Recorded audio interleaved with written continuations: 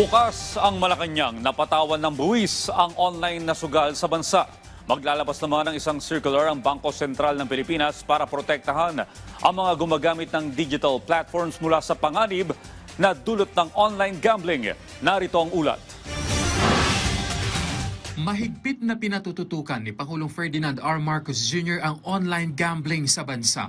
Ayon sa palasyo, batid daw kasi ng Pangulo ang maaaring maidulot ng pagsusugal sa isang individual na nahuhumaling dito.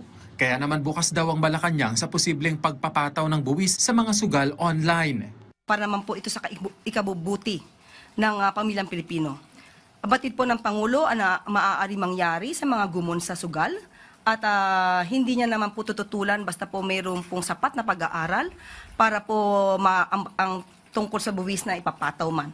Pero paiigtingin pa po, maliban po dito sa mga online gaming sites na license or lehitimo naman, paiigtingin po lalo ang paglaban sa mga illegitimate o yung mga yung hindi tama or hindi rehistradong mga online gaming sites. Matatanda ang sinabi ni Finance Secretary Ralph Recto na pinag-aaralan ngayon ng ahensya ang pagpapataw ng buwis sa mga digital gambling platforms para makontrol ang access ng publiko sa mga sugal online.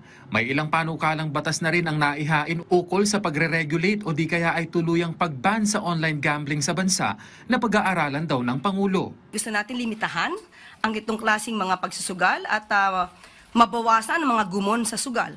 At ito po ay para sa taong bayan at ang lahat ng pwedeng suggestion at maaaring batas para ito ay masawata, hindi naman po yan tututulan ng ating Pangulo. Kaugnay niyan, inaasahan namang maglalabas ng isang circular ang Bangko Sentral ng Pilipinas na layuning bigyang proteksyon ng mga gumagamit ng digital platforms mula sa panganib na dulot ng online gambling. Sa ngayon, ipinamahagi na ng BSP ang draft ng nasabing circular at kasalukuyang kinokonsulta ang mga opinyon at suhestyon ng mga stakeholder. Sa ilalim ng panukala, oobligahin ang mga BSP-supervised institutions tulad ng mga bangko at electronic money issuers na magpatupad ng mas mahigpit na hakbang para maprotektahan ang mga gumagamit ng kanilang digital platforms laban sa online gambling. Kabilang sa mga hakbang na ito ang paglalagay ng limitasyon sa access ng users sa mga gaming site o apps. Kenneth Pasyente, para sa Pambansang TV, sa Bagong Pilipinas.